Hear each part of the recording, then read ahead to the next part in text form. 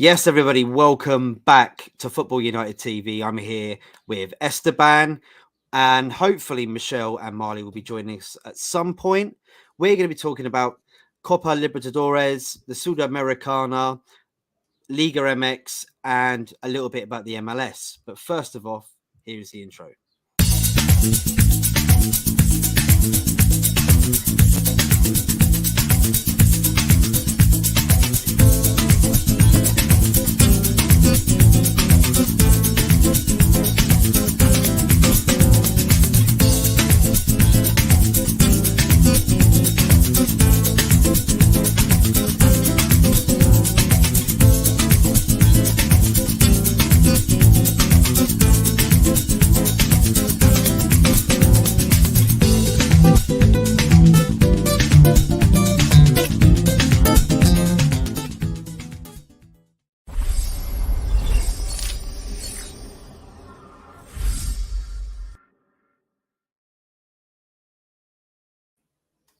Yes, everybody, welcome back to the F.I.T.A show, Football in the Americas. I'm joined once again by very special guest from Colombia, Esteban. Mate, how are you doing?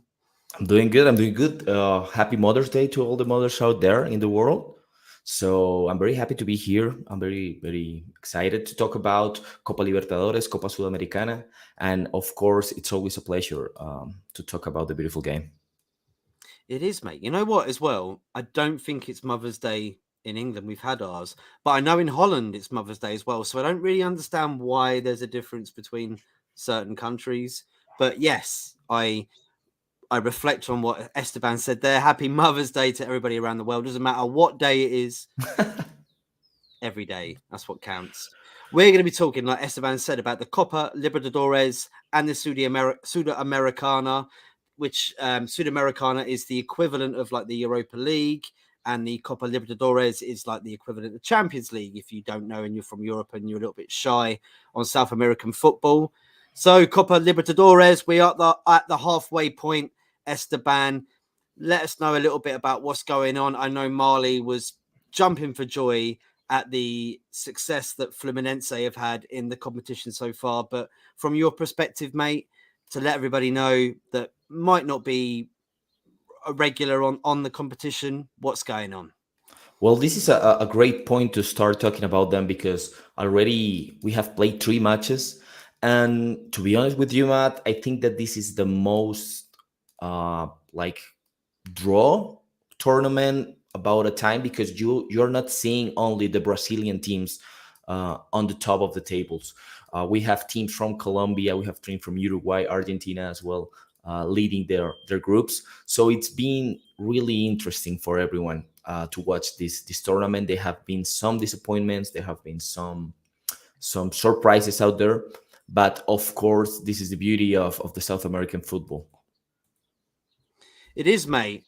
I think it's interesting the fact that there are actually so many decent teams playing in this competition, and I think the fact that FIFA want to make a World Club Cup a bit more better, you should take note of what's going on in South America, because eventually in the next 5 or 10 years, these teams are going to get even better and be able to compete with the European teams. And they probably can actually at the moment anyway, Esteban, right? Because the talent, most of the world's talent is coming out from South America, isn't it?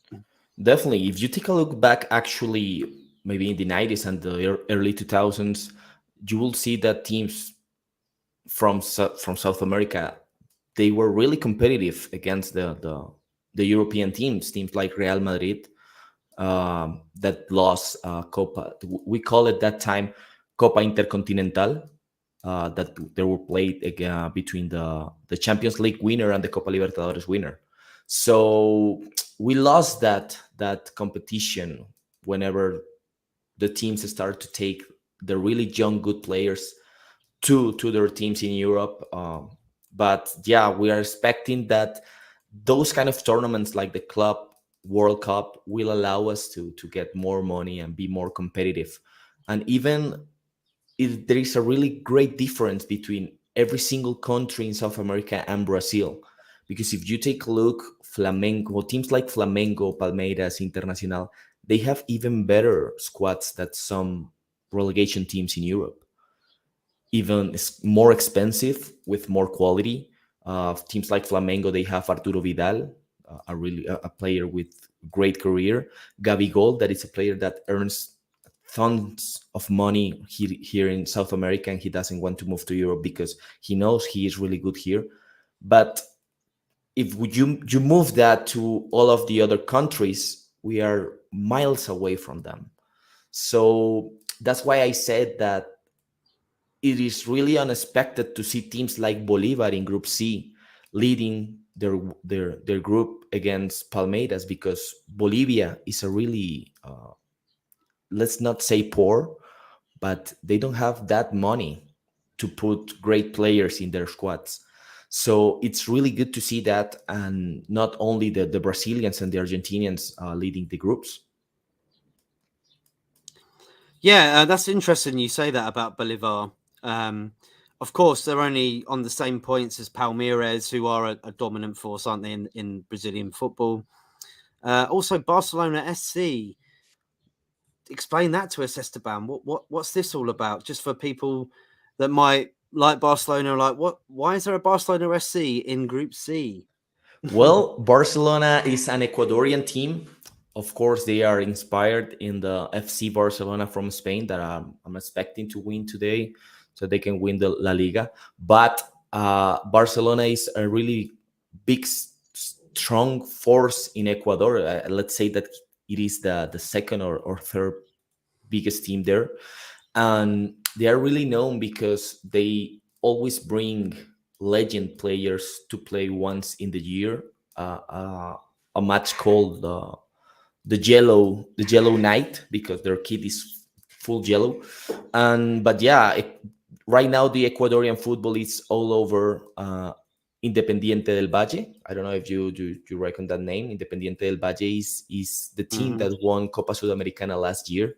So right now the Ecuadorians are not doing that good. That Independiente is. We have a lot of Independientes right here. Is there Let's another Independiente in? Oh, yeah, here, yeah. that one, that one. That's Yes. like the better team right now in Ecuador at the moment.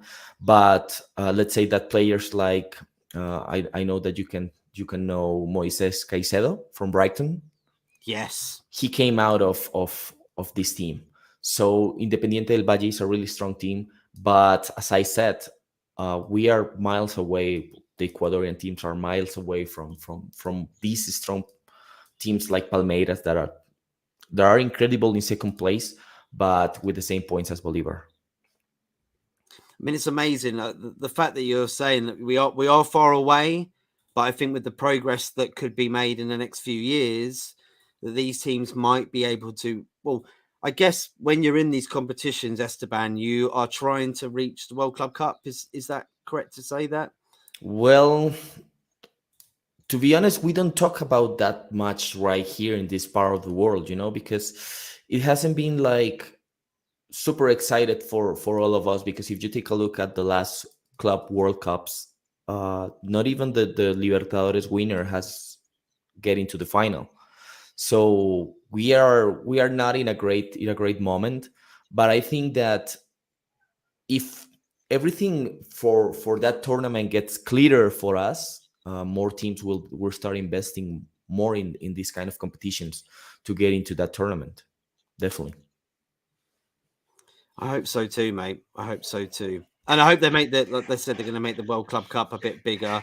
I don't like to just refer this to the World Club Cup, but I think it will help um, a lot of leagues around the world that they can actually have a proper major tournament against the European teams, because unfortunately that's where all the money is at the moment. And Definitely. I think we should spread that wealth out. And I also think it will bring up clubs a lot more, and they'll be able to hold on to players a lot more if they're into these sorts of competitions. So I think it's great. What do you think though, Esteban, of these three groups that we're looking at right now? I don't think that Nacional at the top there as well in Group B by if a you take a couple of look at points. this, I think that these will be the ones that will get through, the leaders. Racing in the Group A and Flamengo. I don't know if this is going to be in these positions, But there won't be many surprises right here. We already have a surprise in Group C with Barcelona, with Bolivar leading the team, but they are really strong team with a lot of Spanish, how do you say, like influence, with a lot Yeah. of Spanish influence. So they like to take the ball, they like to play like a tiki taka style.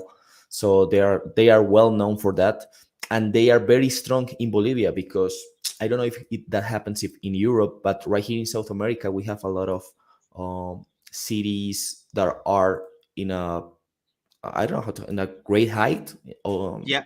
comparison. Altitude. Yeah. Yeah, High altitude. That, altitude. Yeah.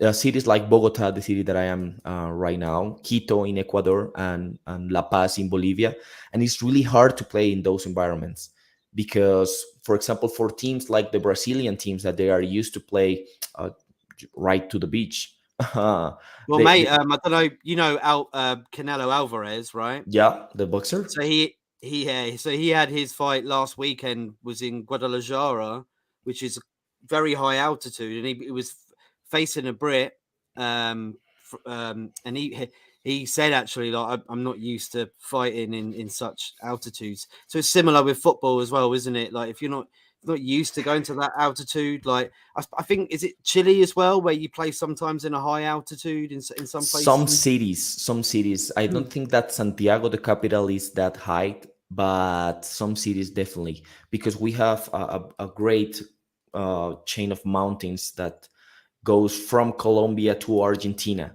So we have a lot of cities with a lot of altitude, and it is really hard to play right here because your lack of air in your lungs. The ball goes way faster. If you take a look at the goals in the places like La Paz, you will see that the players, they try to hit the ball from a long distance because they know that the ball goes faster. It's way more difficult for the keepers to get it. So yeah, they take a really good advantage of that, and they become that they're strong. So it's good to see that, but I don't think there will be many chances in these three groups for the next three matches. So you think it's going to pretty much finish the kind of the way it is, kind of hoping that Bolivar might make a record of getting through into the next stages, even though that you said that they're not exactly the team that you expect to be in the position that they are. If they take advantage of the altitude in Bolivia, definitely they will. That's because if you think that you can get a draw for the with the Brazilian team, that's winning. That's winning for all of us. If you take at least a draw against a Brazilian team, you say like, okay, now let's focus on the other two games. You know that you can lose against a Brazilian, but not lose against any other team. So it will be really good to see Bolivar at the second round. And let's remember everyone else right here that just like the Champions League, the third of each group will go to Copa Sudamericana as well. So some teams are like, I don't know if you take a look right here, like Barcelona. They are not that far from the top two, but they know they will get a chance if they are not going through in Copa Libertadores. So it works very similar to the European competitions. Looking forward to this. When we come back and have a chat, Esteban, we'll see if you're right about Let's that. see. Let's see. Hopefully, What do you think of maybe group? So we got how many more? A few more groups here now. Group D, obviously, Marlie would love to be here. Maybe you can come in at the end and just have a little talk about Group D. But what do you make of these three groups as well, Esteban? If I can just get them in. Yeah, there we go. Just about right there. Boca Juniors, obviously, I know you don't like them. You're a River Plate fan, which are there as well in Group D. And they're at the bottom, though, there, Esteban. But look, they are right now. what's going on?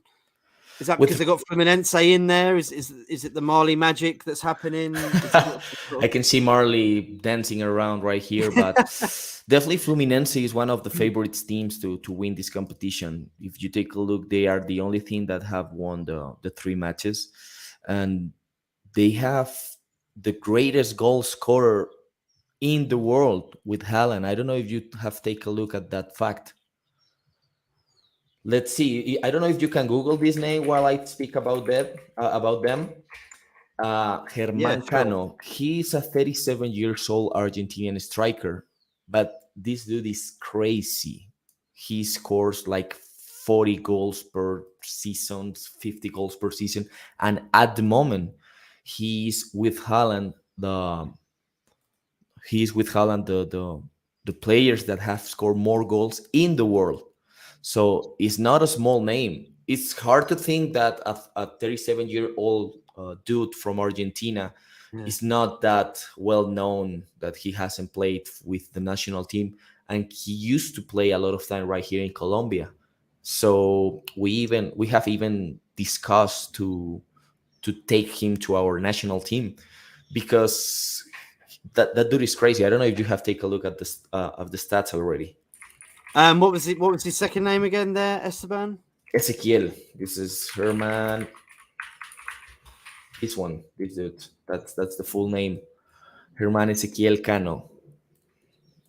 35 years old. Sorry. Ah, okay, So got you. so this is definitely something that Marley will let me know later on. But uh, we are chanting for him to come to Colombia, score some goals, even if he is 35 years old. And about River Plate is kind of amazing, because the transition between losing your best manager ever, that was Marcelo Gallardo, and bringing a new manager, that is Gabriel de Michelis, Martin de Michelis, that used to play for Bayern Munich. It's You can see it in the Copa Libertadores. They are doing really good in the Argentinian league, but they haven't like move that greatness in Argentina to Copa Libertadores. They have struggled with the strongest. The strongest is a team from Bolivia, and Sporting Cristal, that is a team from Peru. So at the like, if you take a look at that, you will say that River Plate will have everything to be on the top with Fluminense, but it's not happening. So it's kind of concerning, because when you are supporting big teams, you are expecting not only to win the league, that is definitely a must for a lot of teams, but to do well, or do more than well in the continent competition. So yeah, definitely it's hard to see River Plate over there. But I think that in the second split, the last three matches, they will be not on the top, because we have already a great winner, and I will let Marley discuss about Fluminense later on, because I know he will be here. But definitely on the second spot, River Plate will be here. That's He that's said, Marley. Yeah. yeah, he said, skip it. I'll be there in 5. Obviously, we won't be talking about the MLS and the Liga MX because Michelle, unfortunately, I don't think can make it today. But here is Marley coming in at the right time because we are talking about I just Fluminense. missed it, If didn't you I? say Fluminense three times, Marley shows up in front of your Fluminense, radio. That's Fluminense, more or less how it Fluminense. works. Definitely. Uh, But we've just Esteban, mi saying, amigo, Marley, how are pretty you? much. Yeah, do Yeah, how are good. Do you? good. the Fluminense is the best team in the world right now. That's what you're We'll saying. get that. And Esteban told me something amazing about this German Ezequiel Cano Recalde, Fluminense, Cano, yes. 70 Yeah. appearances, 51 goals. Wow. From the start of 2022, he's the Oh, highest scorer in the world. I think he has one over Holland, and probably a couple games more than Holland has played. But yeah, he's the main dude. He's the main dude. And it's an interesting character as well, because Herman Cano, like, he was never bad, but his career like took off when he was over 30 years old. Like his best years were probably, how old was he when he got to Colombia? He was probably like 28 or 27, something Something like like that. that. Something that he was in his early 30s, Exactly. That's when he started scoring goals for fun. He played 2 years in Vasco in Brazil. Did well, scored a bunch of goals, like but in 40 goals. Fluminense, yeah, but Fluminense, like he's reached like crazy numbers. Crazy numbers. Just like Fred, arguably Fluminense's biggest player ever, like he never came near to scoring the amount of goals that Cano's scoring right now. So yeah, fun times, fun times.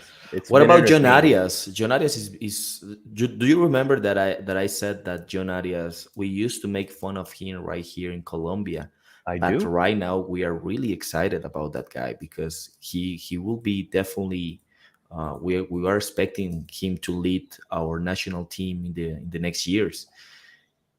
Yo, best winger in Brazil right now. John Nadia is like it's amazing, man. It's one of those players that like you look at him playing, it doesn't seem like he's gonna be able to do all he does. He's not incredibly fast or anything like that. You just can't take the ball away from him. Like his steps are so short. It looks like he has glue on it. Like it's and that's another one. He's 25. Like he's Yeah, not a he's not that youngster. young. He's not someone that we're gonna see go to Arsenal, go to United, but he's such a good player and he's been playing so well. But here in South Uh, America, we always say that how how much will be John Arias worth if he would be Brazilian?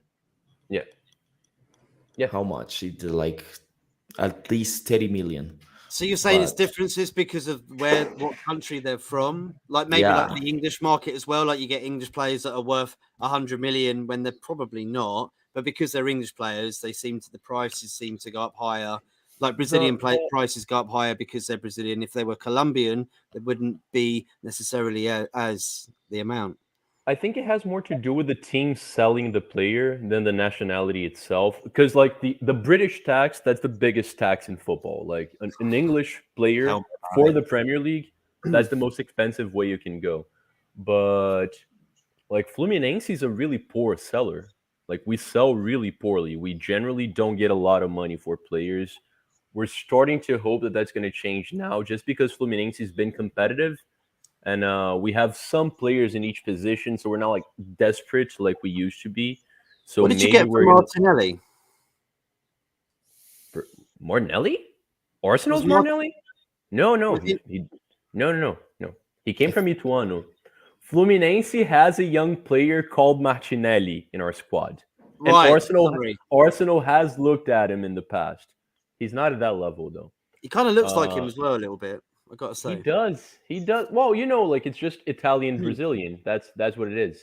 yeah. But yeah, Martinelli was 7 million, I think. But Fluminense's biggest ever sale was like 17, maybe 20 million, You know something how like that. much is our my team Millonarios biggest sell right here? Okay. $4 million Wow. Okay. Yeah, to the that's guy lesser. that is playing at Santos. That is Daniel Ruiz. Have you seen him?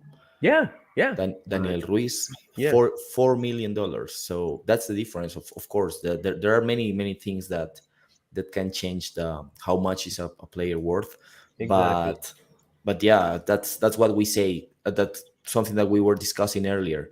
That is that Brazil takes a lot of money for selling players, and you can see the difference in the squads with all over the South American teams. Yeah. You look at that. That's the thing. That's what I was getting to. Like, it's the team Flamengo, for example. Like, they sell everyone for like 30, 20 plus, and it's not like you get amazing players. Flamengo has a really good academy. You have Vinicius Junior, like probably the best Brazilian player right now. Lucas Paquetá is doing really well at West Ham as well. But you do have that DM that's at Wolves, hasn't been doing much. João Gomes. You have Pereira. Haney. Pereira, he played in Flamengo. Like he's a United Academy player. He Yeah, no, played but in he Flamengo went for a to bit. Flamengo, then went Yeah, back and done really well. So I just kind of think that helped him out, maybe. they Like sell for going a back. lot of money, man. They sell Mm. because they do. They have a lot of money, so they don't have that obligation to sell players. Because teams in Brazil generally lose money every year, so we have to sell players and able to, like just not lose money. But Flamengo, they have over 30 million fans, so they can sustain themselves without that. That's what makes them well generally better. But I have to say they're Fluminense's little bitch for a long time now. It's always arguable. So what do you? I mean, look. Can I just ask a question as well, guys? Because obviously I'm learning as well. We got a team underneath Fluminense called the Strongest. Hmm. A Bolivian team. Okay, all right, another Bolivian team. Yeah, Okay, they have a it's a weird tiger on their name for a badge. football club. Yeah, I think that they think that they are the strongest, at least Yeah, in Bolivia, but definitely they are not because not yet. Bolivar is the strongest team in Bolivia, definitely. But you will see always the same names for these kind of countries like Peru, like Bolivia. You will see always Bolivar, the strongest, Sporting Cristal, Alianza Lima, because they are the big teams and in those countries. So Yeah. it's really common to see them in the competition.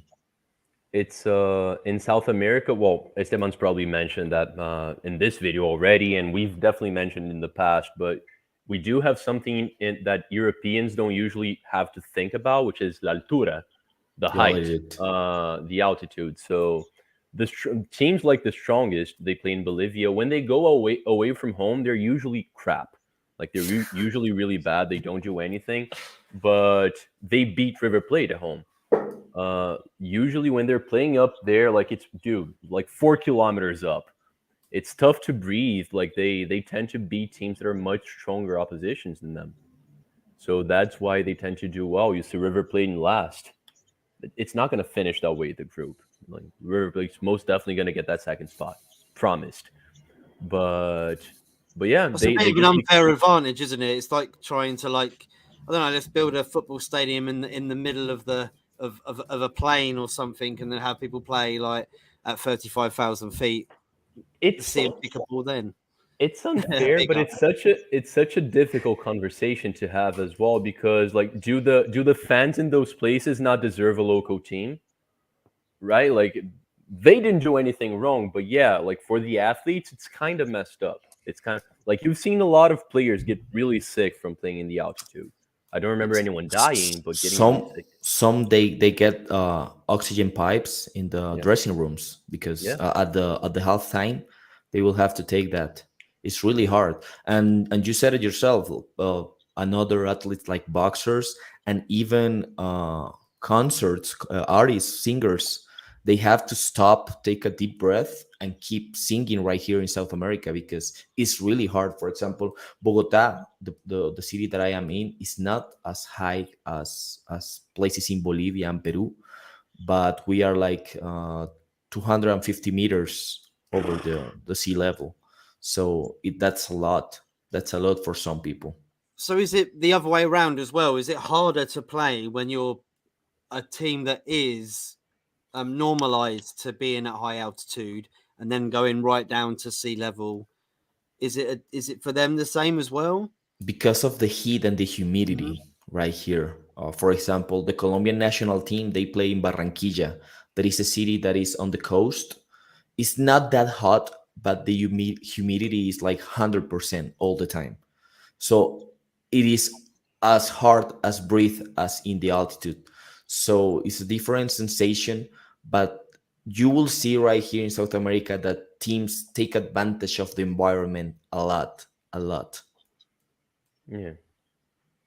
When it's not as standardized as it is in Europe, you see a lot of, like, we haven't even touched that, but you see teams taking advantage of crap grass. Like just the pitch being bad itself. Like you see that happening.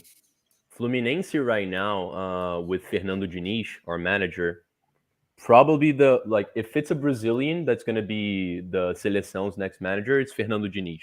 It's pretty much set. We're either going for a foreigner manager or him. Like we have this, we call it Dinizismo.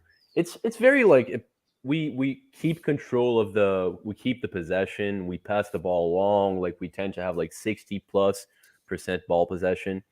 So it's something that favors the players that are going to be more skilled, that are going to be better passers of the ball. So you've seen a couple of teams recently change the place of the game to go to worse pitches in a scenario that we assume it's to help them against Fluminense, because the team with the more quality is going to have a bigger drop when they're playing in worse pitches.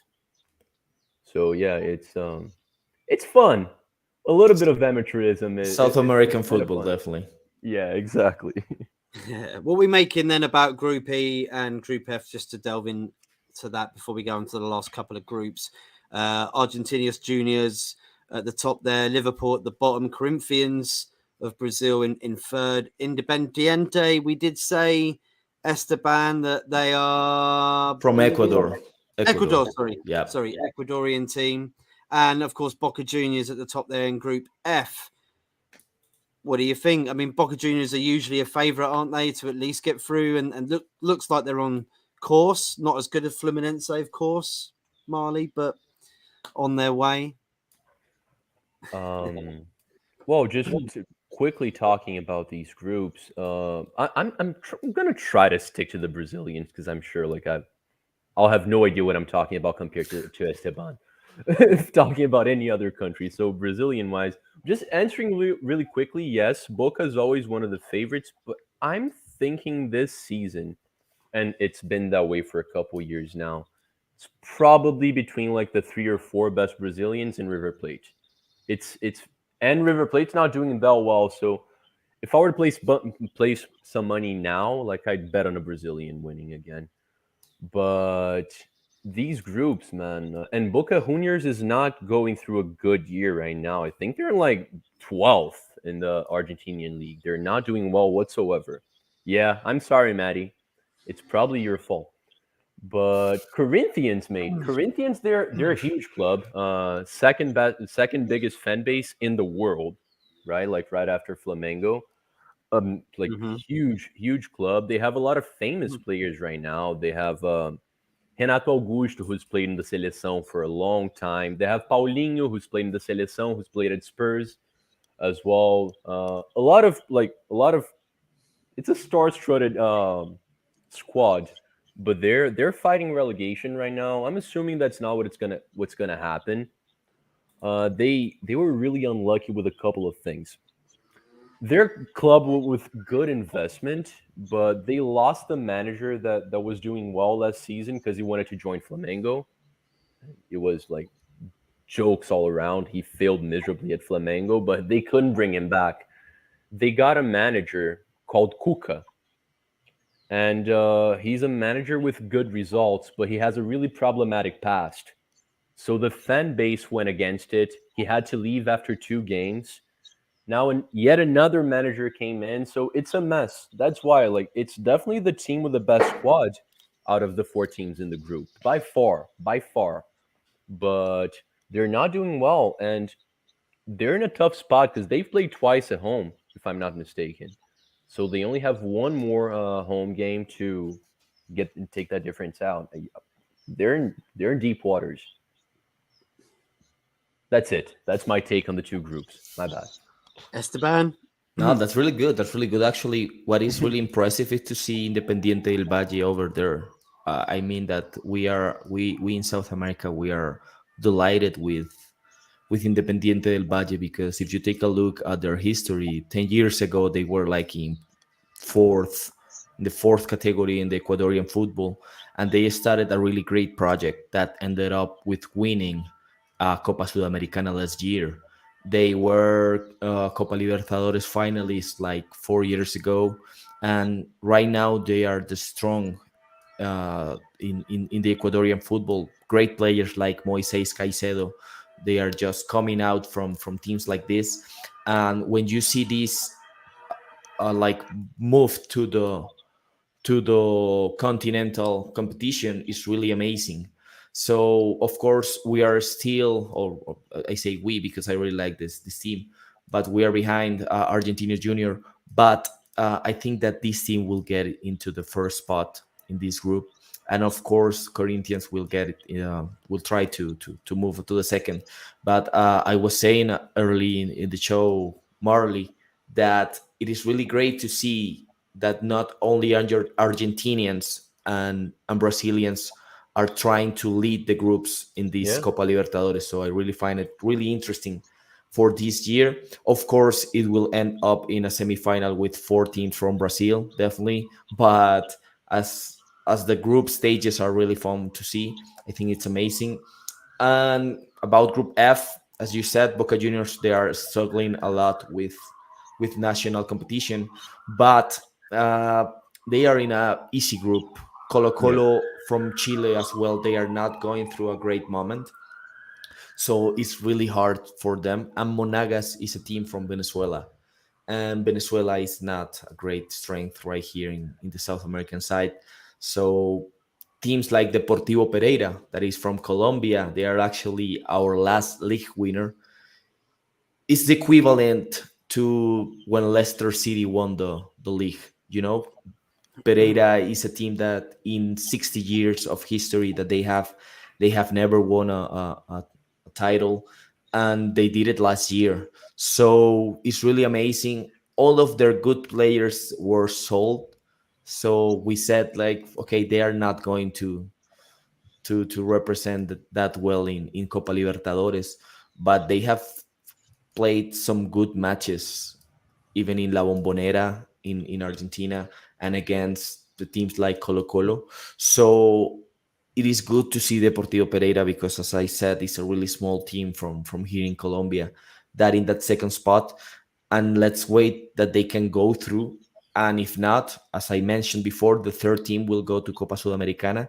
That will be there is no losing for Pereira in this group. You know, it's a good. They are getting a lot of money for getting into the group stages already. If they move to the round of 16, they will get a lot of money for a small team. You know that's basically saving the year. And if not, moving to the Copa Sudamericana is also a W. So Yeah. a great shout out to Deportivo Pereira. 100%. See, everybody, if you're new to this, because a lot of obviously Europeans will be watching this too, I'm learning just as much as you are. And I love coming on with these two guys because I learn. They're like teachers of South American football, the best football there is. I feel there's still more passion and better passion in South American football than there is in Europe. Europe's all about the money now. I'm just going to tell you. I'm just going to tell you how it is, from my perspective, anyway.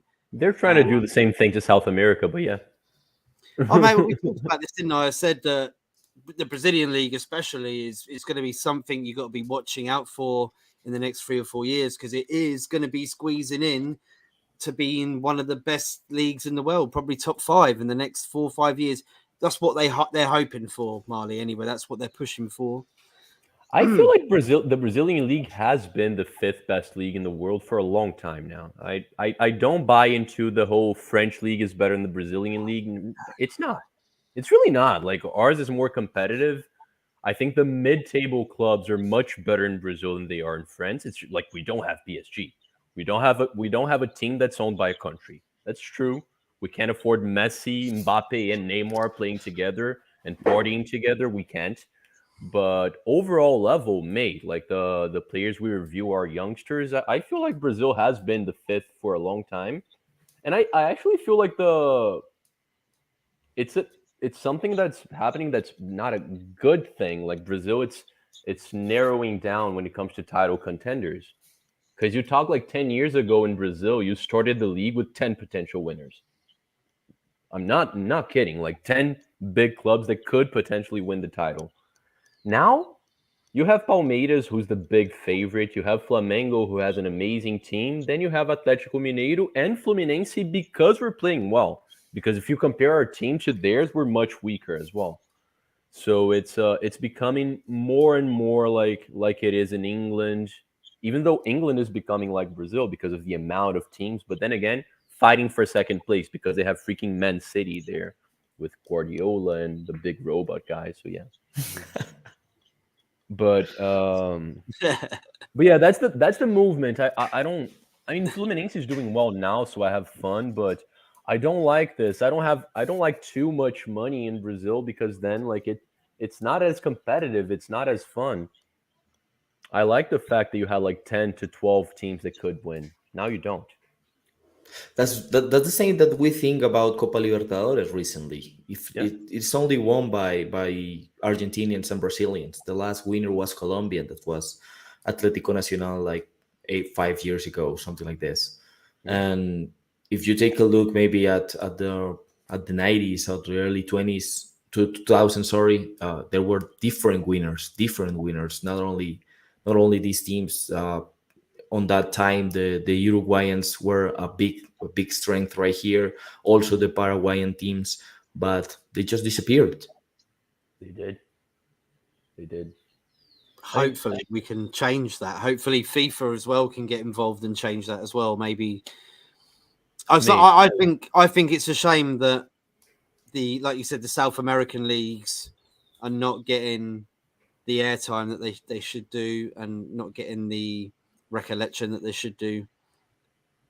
If you're the fifth, like if Brazil is the fifth best league in the world, right? It should be played more over here, and people should be understanding that a lot of the players that we get in Europe, some of the best players, are from South America. So we have to, represent that really. 100%. 100%. Yo, there's very little things that annoy me more than when I see someone saying, "Oh, he came from Brazil. He was playing with bums." Yo, I'm Brazilian. I can say that. You cannot. You cannot. You kidding me? You say that about Brazil? No. I say that in France. Yeah, I say that in France. It's wrong to say that about France too, because there's so many good players there, and it's improving a lot. But come on, guys. It's going to improve now that Messi's leaving, and hopefully Neymar and Mbappe goes. I think the problem, just to go on the French league a tiny bit, I think the problem is the fact that PSG got that wealth in, and you see teams like Marseille, Lyon, Monaco not being able to compete with that. Yeah. And it's made the league so rubbish. You look at the Eredivisie as well this season. I think PSV won the title this season. Feyenoord. Oh, sorry, Feyenoord. So that's been awesome. a very long time since Feyenoord have won it, and it's making their league a little bit more watched and a bit more exciting than it has been in recent years. And look, I hope that Ligue 1 does the same, mate, because I used to be really scared as a Man United supporter when we used to go and play teams like Marseille and Lyon and Monaco especially, but now I'm not. Yo, Lyon won 8 leagues in a row back in the Juninho days. Like, they used to be huge. But yeah, no one in France can compete with the PSG bunny. And I think Monaco are the only team to win a Champions League. French team. Don't Marseille have one? Marseille have one too. Yeah. Oh, don't say that. Monaco haven't actually. They reached the final. They reached the final against Porto back in 2000. I thought they won it with Barthez. Yeah, that's what it was. That's what it was. And in number of titles, I think PSG just passed them. I think PSG just became the French team with the most titles. But I think the second one is Saint-Etienne, which is the team that hasn't been doing well for a long time. So I'm assuming they might have a European competition as well. They might. The team in green and white, if you guys know what I'm talking about. No. Saint-Etienne. Oh, Saint-Etienne, yeah. Yeah. But just going back, man, you were talking about South American football and hopefully it like becoming more competitive. It's unlikely, right? Like, you just look at the continent itself. The tendency is that the gap's gonna grow bigger, not smaller, because Brazil's a massive country. It's huge. Yeah, so the amount. But just, dude, whenever aliens invade the world, they have to they have to study Uruguay in depth. Because the fact that they've been good at football ever, like the fact that they've won a World Cup, the fact that they have like world class players like Suarez, like Darwin Nunez now, like Cavani, dude, they have like 3.5 million people in that country. Like, it's a freaking neighborhood, dude. It's a freaking neighborhood. Rio. And actually, Cavani and Suarez they were born on the same year and like miles away. You know, what's the possibility of getting 2 top class players in a like 1 kilometer around? Dude, what's the possibility? So it's nuts. Yeah, that's nuts. You look like Rio, just the city of Rio, because if you compare like the big Rio, it's more, but Rio has like 8 million people. It's one city. Yeah, it's I find it so remarkable, man. I find like Uruguay's road to success, like the fact that they're so good with such little people. It's like when such few people, sorry. Like when Iceland wasn't Iceland in a semifinal or something in the Euros not too long ago. That's even more remarkable. But yeah, I just think it's amazing because we have like 220 million people here in Brazil. You're right, Esteban. That Monaco, they've only made 2 finals. I swear I've seen Barthez lift in the cup for someone. Bald goalkeeper, you remember him? Can't believe it. Must be Man United. Must have been Man United. Barthez, About that. he used to play for Marseille, no? I thought it was Marseille, Barthez. Maybe he won it for Marseille.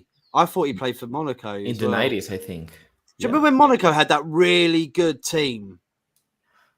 Like with bloody Henri was there, and Oh, mate, we're not as old as you are. You're talking about because Thierry went from Monaco to Juventus, then to Arsenal. So like I That's don't have memory a of long him. time ago. Arsene Yeah. Wenger It was at is. Monaco then. Marlie. Who?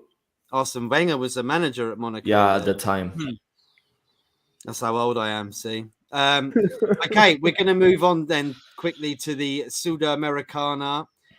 Smash a like, share, subscribe if you can, please. Michelle, unfortunately, couldn't make it. I think we got mixed up on times. I did say 7:00 p.m. She might have thought I meant Austin, Texas time. I'm not going to be awake for that, Michelle. But we'll try and sort it out tomorrow. We'll do a Liga MX and MLS talk tomorrow because I'd love to catch up and find out what's going on. So Can I the just Sudamerica. very quickly, Yes, just because mate. you were on the subject. Yes. Barthez started at Toulouse. Most of his career was at Marseille. He played 3 years, then another 3 years later on. Monaco, United, and Nantes. I was That's right it. about Monaco then a little bit. Yeah, you got it.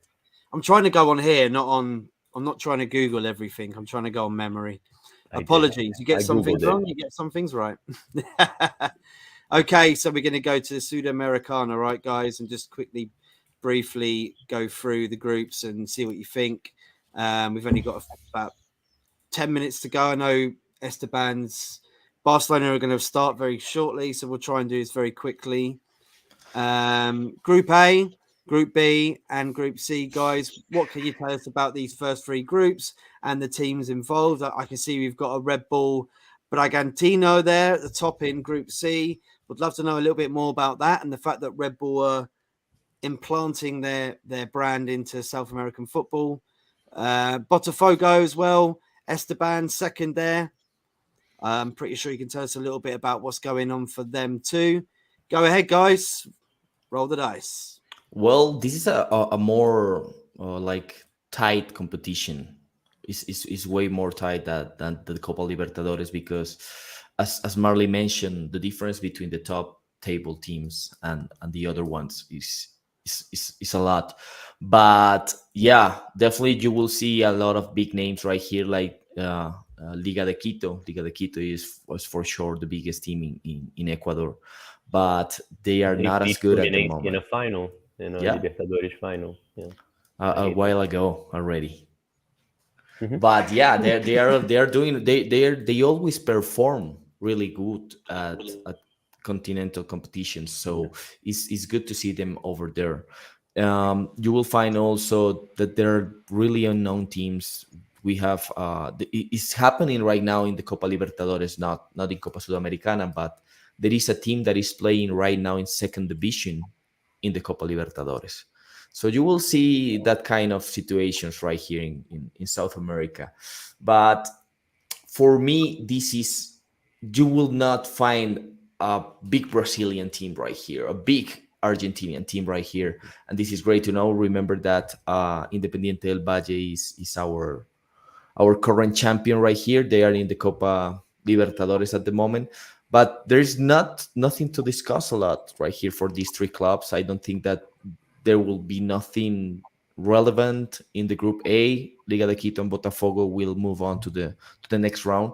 And let's say this: the difference between Champions League and Europa League to Copa Libertadores and Copa Sudamericana is that right here only the first spot the winner of the group will go to the round of 16. The second will play against the third in the Copa Libertadores, you Oh, know, and Yeah. after that, we will see the round of 16. So the only teams that have their spot guaranteed in the round of 16 is the group winner. Let's say that. So that makes it even more interesting because you will see the teams, they will go with everything to win the group. And groups like Group B, as I said, there is a team from Argentina, Huracan. It's not a big team. Danubio, I think, is from Uruguay. Emelec from Argentina, and Guarani from Paraguay. They are all tied up. So this is definitely going to be a really interesting group because there is no big names there. You won't find a great player or someone that is a great prospect in the next years in these teams, but it's definitely a great team, a great group to watch. And as you see in Group C, you will find the real battle between the Argentina and the Brazilian, as always. But Bragantino is a really great name to know. I don't know much about them. I know that they belong to Red Bull, as maybe everything in the world right now. But yeah, that's it from these three groups. I don't know, Marley, you have something to say there. yeah, but not a lot, but I do have a little bit to say. I mean, it's good to hear them. Like no big Brazilian clubs, because some people do have they have the courage of saying that Botafogo is a big club. They're not. And I'm sorry. I know that you do have a Botafogo friend, Maddie, that's been on the channel in the past. I think.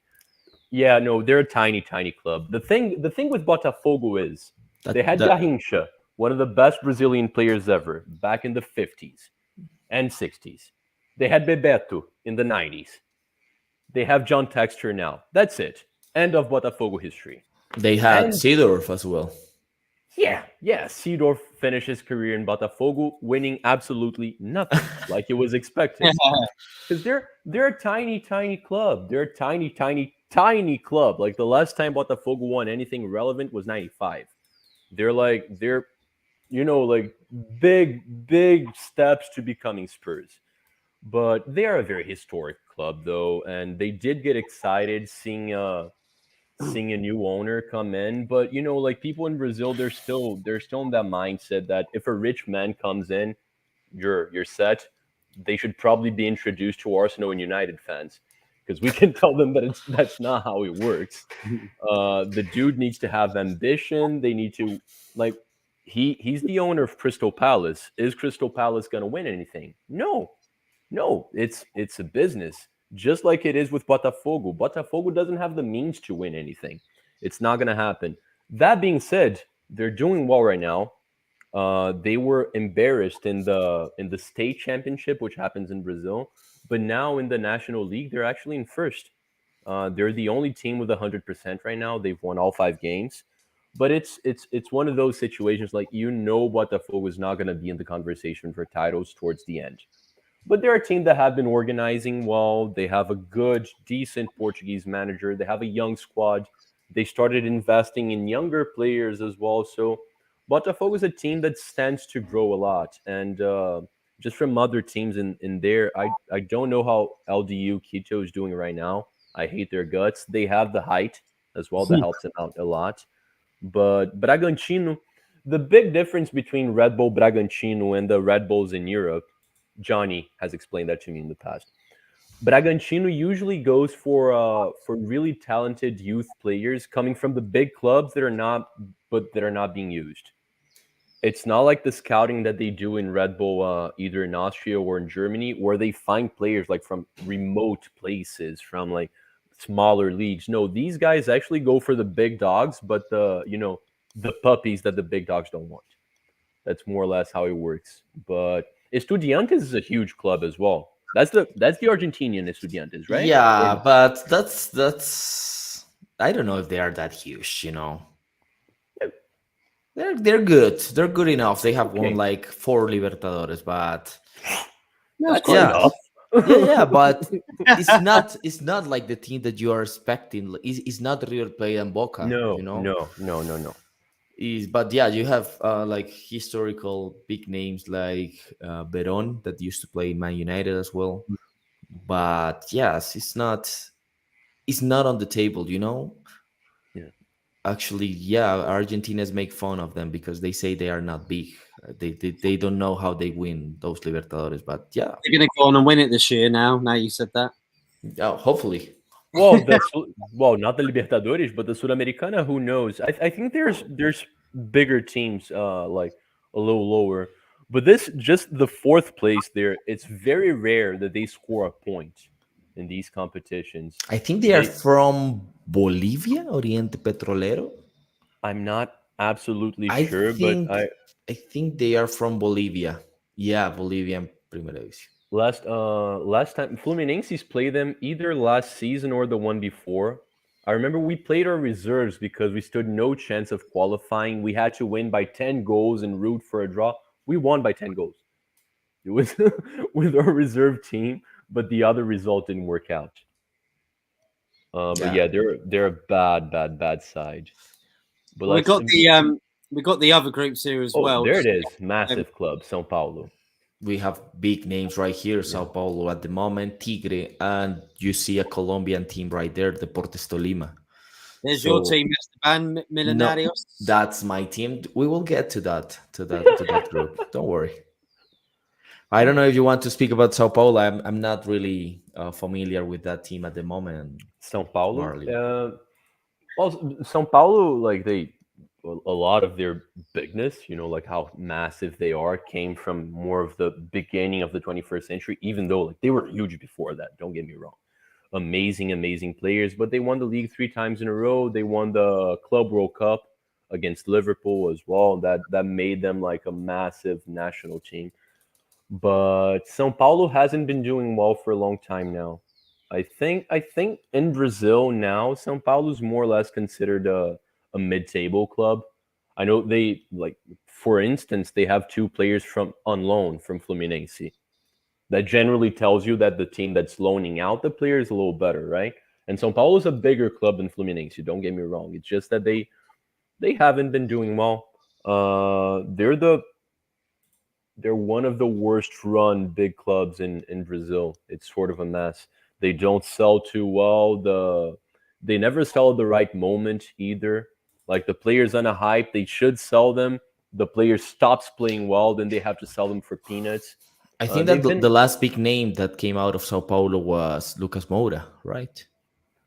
straight from São Paulo, yes, but you Yeah, just look at Casemiro came from São Paulo as well. Like Casemiro, the São Paulo has an amazing academy, man. Like so many Kaká Kaká. Yeah. came from São Paulo. They have like arguably one of the best academies in the world. But yeah, they had Anthony United's Anthony. That's a São Okay. Paulo academy player as well. Yeah, you see like the amount of names, but they haven't been doing well. No. Marquinhos from Arsenal, São Paulo as well. Yeah, a lot of players. Come to think of it. But that's the teams that, as I was saying at the beginning of the show, that we from other countries we are very respectful with. Yeah. You know, Yes. even though they are not doing really well in the national league, you always get a little scared when you face a Brazilian or an Argentinian team. You Of know, course. because there is always the history, the big names that have came out of the team, and sometimes this respect plays against the teams like Tigre or Deportes Tolima that have been really competitive with Sao Paulo, but at the end of the match they just end up being very respectful with them, and that's it. The big name takes the points, but I don't think that there will be great changes in this team as well. I don't know. Tigre is an Argentinian team. You know how the Argentinians play. They go with everything in every single match. And Tolima is not doing really well at the moment right here in Colombia. Actually, they just changed their manager. So it's in a transition process that I don't know if this is going to affect them positively in the in the in the Copa Sudamericana. So that's it for group. I think that's Group D. Yeah. I'm not really happy about Penarol. They're my team from Uruguay, and they just haven't done anything, have they, at the moment? I'm Not really. really happy with Peñarol right there. I'm really happy with them, Of course even you are. though they just won the Uruguayan National League. They are big crap in South Americana. They have, do you see eight goals against? That's like 3 goals per match at Oh least, wow. something like that. And they Yeah, have 10. Yeah. 10 goals. That's crazy. We won against them like 2-0 right there in Uruguay. And it's really uncommon for us because as we were saying, Peñarol was one of the biggest club in the world by the early 2000s. By far the biggest in Uruguay, by far one of the biggest in South America. And even their stadium is called Champion of the Century. So you are like, damn, this is a big team. But Millonarios is as well. We haven't won a Copa Libertadores. We have a lot of history because Alfredo Di Stefano used to play it for us. We were considered the best team in the world back in the 50s. I don't know if you can do a little research over there, but we were used to European teams used to come right here to Colombia to play against Millonarios, and that's what how big our team is. Unfortunately, after Di Stefano's leaving, uh, we haven't performed that well. But we are the second team in Colombia with the most leagues, and at the moment, by far, we are also the team that is playing like better in the tournament. We are in a process with a great manager that is called Alberto Gamero. I think we have talked about him in this show before, but we won Colombian Cup last year, and that was the thing that let us come to Copa Sudamericana this year. And actually, we are already qualified because right here, Matt, our league works with like a playoff system. We already qualified for the playoffs, and we are now focused on the Copa Sudamericana.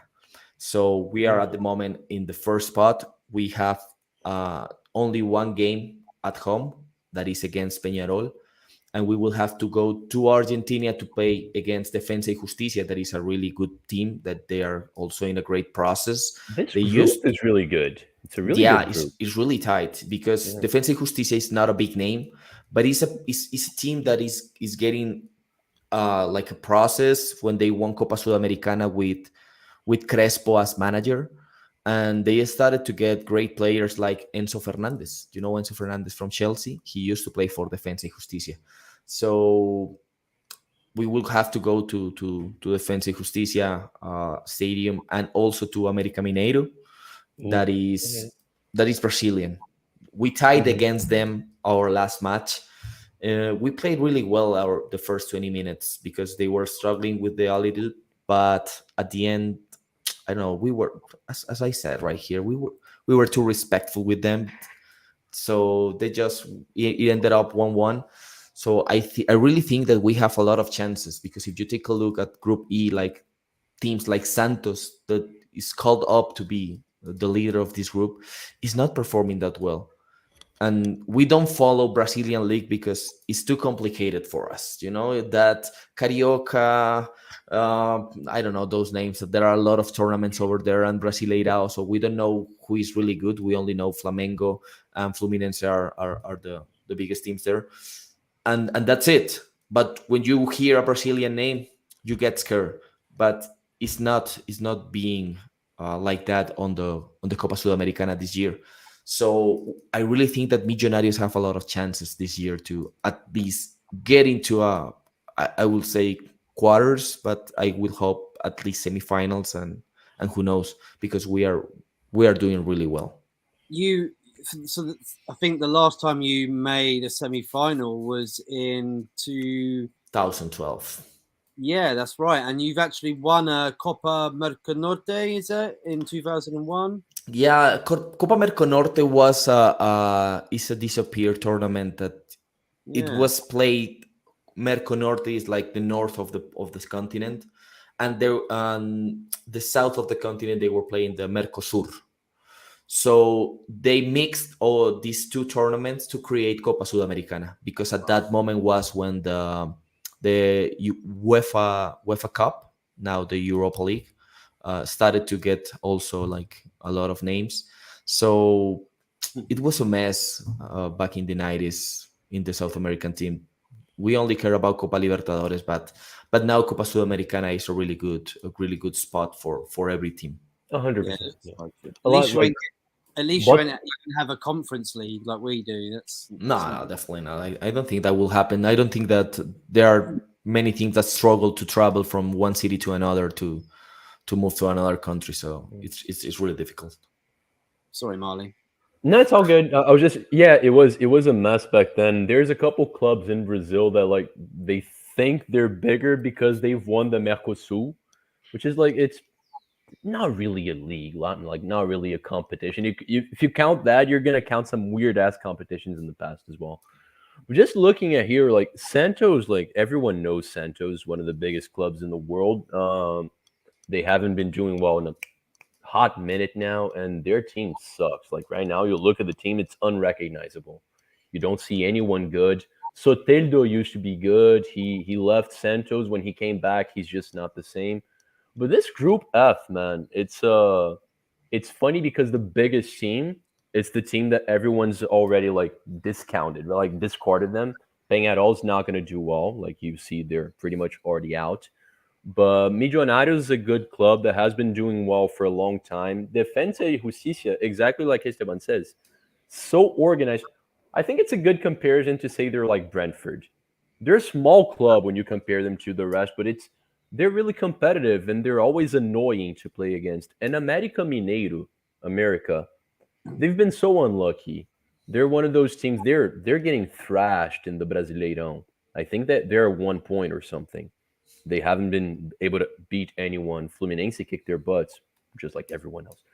But the thing is, they play well. Like you see the football. They haven't been ruthless enough, so they're not scoring the goals. But it's not a relegation battling team when you see the way they play, when you see the build up. Like it's a solid side. Sorry, so I'd be a little more worried than Esteban is right now. Like if you're talking about first place, because Defensa Justicia is going to play at home, it's going to be really, really, really tight. I'd place this one at 50-50, right? But there's no guarantees that Millonarios can't beat the one that finishes third in the Libertadores either, because like there's some weaker sides in there as well. But yeah, that's my take on these groups. Sorry. What do you make of G and H? Because I didn't actually add them last two groups up, just the last two groups, and then we can go into comments. Esteban, Can I start just because I think I'm going to be fast? Yeah, Yeah. the Brazilian guys, go for it. the Brazilian clubs in these groups are not too good. Fortaleza is a club that has been growing a lot for a couple years. They started with Rogério Ceni, who's a legendary goalkeeper, and for São Paulo, but they haven't gotten to that like scary level yet. They do have some attractive players. They're the only team that's beat Fluminense in the Brasileirão this season. We played our reserves, but still they kicked our butts. They play exciting football, so I'm pretty sure they're gonna go through this group because it's not a good group either. San Lorenzo, I don't think they're dangerous enough for Fortaleza, but Goiás is a team that's most likely gonna get relegated in Brazil. I don't see them staying. And yeah, medium club. Fortaleza is actually someone that could make some noise. Other than that, like I think Santa Fe is the team that John Arias came from, right? Yeah, that's the team. That's the other team from Bogota, but they're small. Okay. They're small right here, so that's fine. So honest. Yeah, So honest. We just Esteban. won. We just won the Clásico against them like a week ago. I was there in the stadium, but yeah, we are used to win against them. So they are struggling a lot right now. They just kicked out their manager.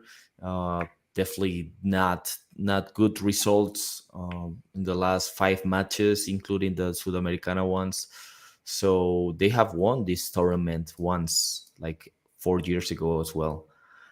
And it is good to see a Peruvian team on the top of the table. Universitario is a team with a lot of history in Peru. They play in the biggest stadium in Peru. I think that they has the biggest amount of fans there, and it's something really, really, really, really always difficult. A team difficult to face, and it will be fine to look at them in the next group. And Goiás, as Marley said, I think that is, and I will always say it's Brazilian, so they will always have a chance, even if they are in the relegation zone at the moment. Sure. They will always have a chance against, because teams like Santa Fe, teams like Universitario, we are very respectful with teams from Brazil and Argentina. And There's yeah, there's something really bad happening in Brazil, and that's most likely going to be affecting a lot these medium-sized clubs. There's a betting scandal happening in Brazil. It's, if you look it up, you're gonna quickly find some stuff. And some players accepting money to get some yellow cards or to like concede a PK. Yeah, no, it's serious. And a lot of players have been, have been suspended from their clubs already. But people are starting to fear that it's touched this season as well. They've already found out a couple of things from the state leagues. So the Brasileirão just started. We're in the sixth round right now, and if something, and that's, I'm really scared with that. If something happens, if something's found out in the Brasileirão, the rule is the league stops, right? Like wow. there's no relegation, and there's no champion. But like for well, there might be relegation, but like the teams that are in the top seven, they go to the Libertadores. But yeah, the league pretty, yeah. There you go. There's a lot. There's actually a player.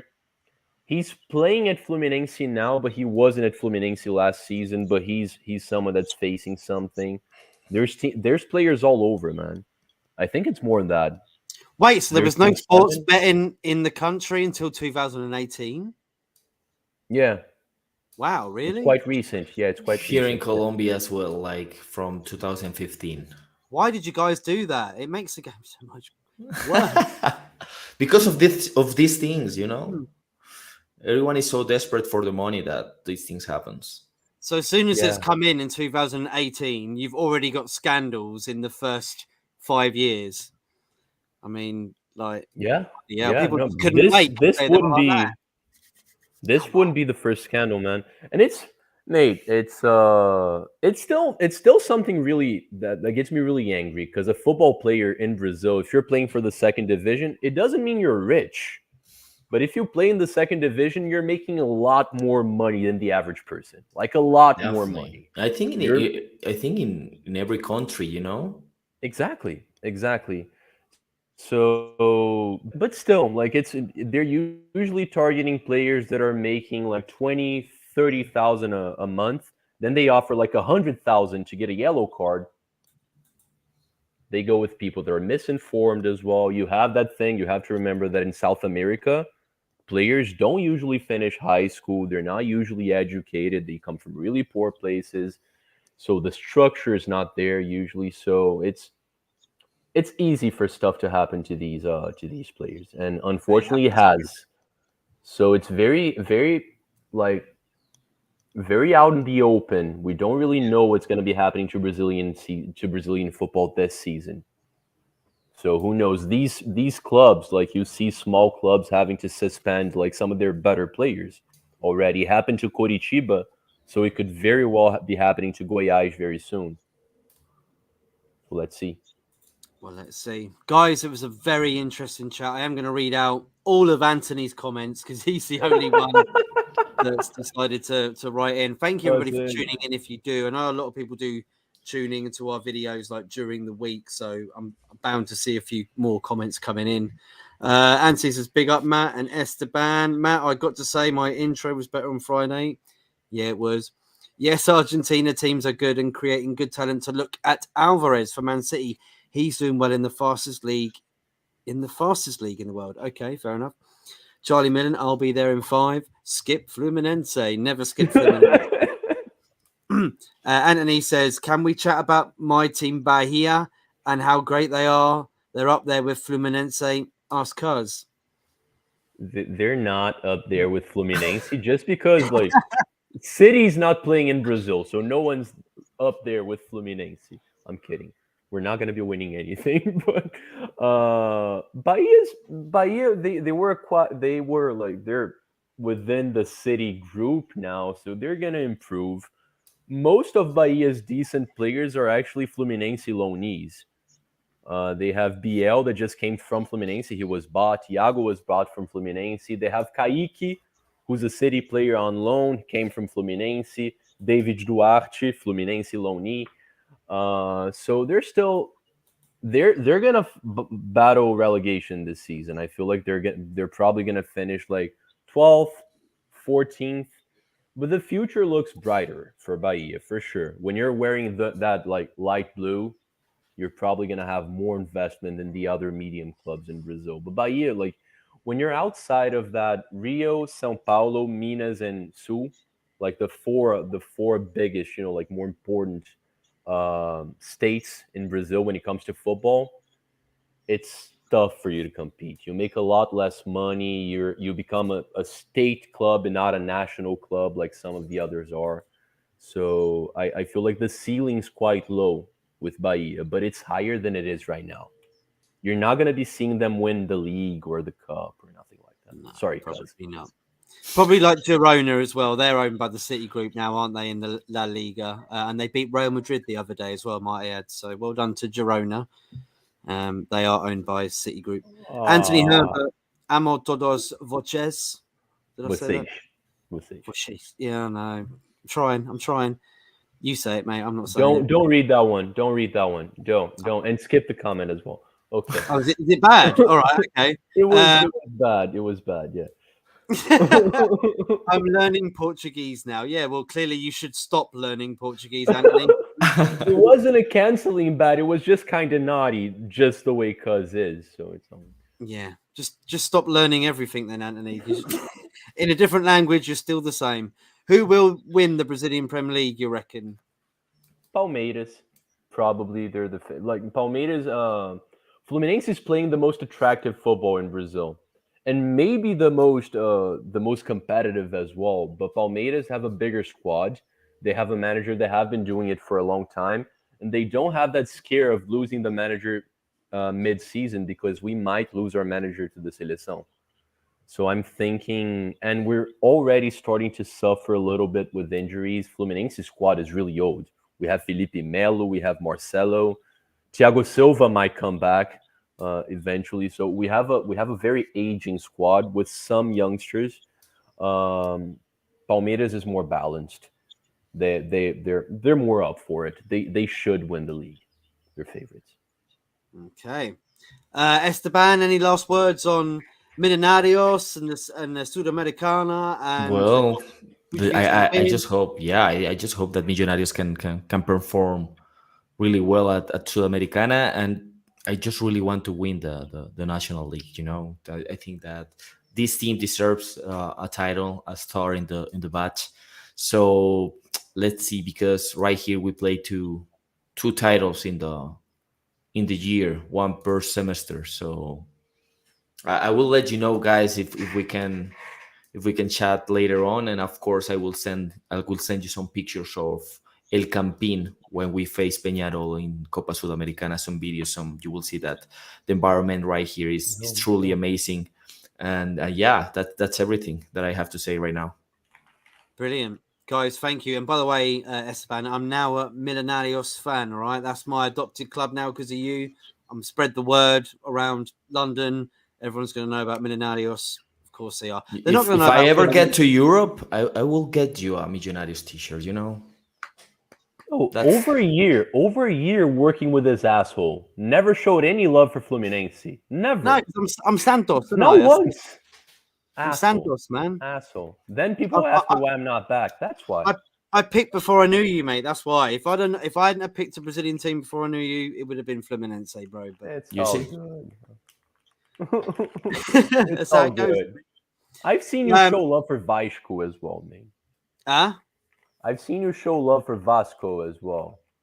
Someone bought me a shirt. Do you remember? and I have the shirt, so I like them. Like if someone buys you a shirt when you're younger, I like it. I don't, We'll I'm accept a it. football fan first. Like everything else comes after. Take care, everybody. Have a brilliant rest of your weekend. Just want to say to Esteban and Charlie, thank you so much for joining us. Please shout out your platforms. Where can everybody find you? Esteban first. Well, you will see it right here at Esfeld. That's my Instagram. Thank you, everyone, for being here today. Thank you, Matt. Thank you, Charlie. It was a great chat today. And yeah, I hope Barcelona wins. I hope Millonarios wins. Happy Mother's Day once again, and have a great night.